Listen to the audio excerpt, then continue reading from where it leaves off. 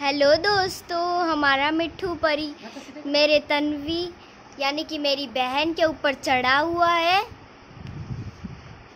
माथे में उसको लग रहा है पहाड़। जी मतलब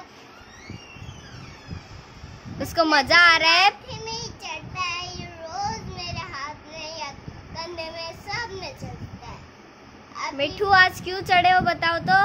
अभी है ना, बुआ ने चढ़ा दिया था। अच्छा, अरे अरे अरे ये तुम कहाँ जा रहे हो?